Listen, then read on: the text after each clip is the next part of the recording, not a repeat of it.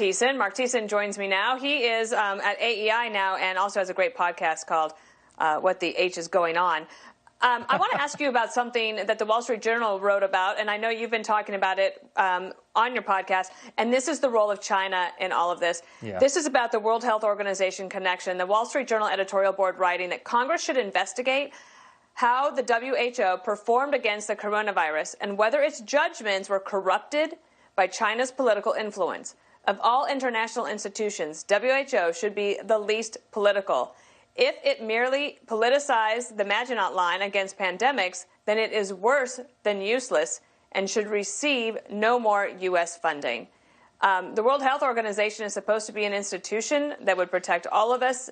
Mark, do you think it is compromised?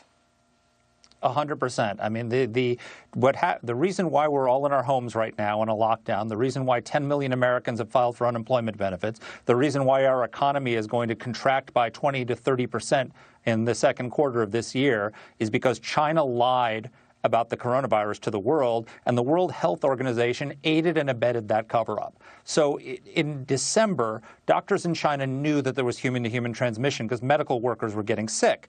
And so once you know that there's human-to-human transmission, that means you could have a pandemic on your hands. And instead of sharing that information with the CDC, sharing that information with the world, they punished the doctors who tried to warn the world and told them to destroy the samples, wouldn't give the CDC the samples. And the World Health Organization helped them with that cover-up. The World Health Organization tweeted out on January 14th, and this is a quote, "Preliminary investigations conducted by the Chinese authorities have found no clear evidence of human-to-human transmission." The Chinese knew that wasn't true, and the World Health Organization knew that wasn't true because Taiwan told them on December 31st that they had seen human-to-human transmission. So the World Health Organization was helping China cover up the fact that there was a virus with human-to-human transmission. And last point, Dana, there was a study by the University of Southampton in England that if China had come clean 3 weeks earlier, 95% of the cases we're seeing right now could have been stopped. Well, why do you think they were so compromised? Is it financial? It's partly that. The director of the World Health Organization was Beijing's candidate for the job. So he owes his job to China. And so it's not just financial because China only pays 12% of their budget. We pay 22%, so they should be listening to us. But the director of the organization is Beijing's candidate. He's an Ethiopian official from a totalitarian regime there, not totalitarian, authoritarian regime. He wanted to have Robert Mugabe be the goodwill ambassador for the WHO, if you want to see his judgment.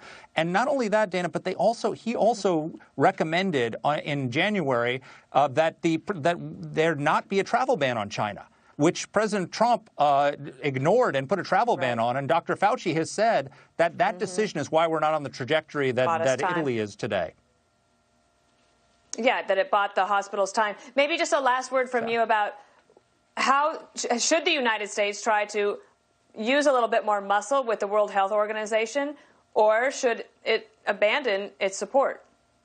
Well, I think that both of those things should be on the table. I think that we need to, once this is done and we're in the retrospective of looking at how this failed, we're going to look into China's complicity in this pandemic, because this wasn't just an accident that got a fire that got out of control. It was something that they lied about. And any international organization, including the World Health Organization, that helped them in that should be punished, and we should reconsider whether we should even be a part of it.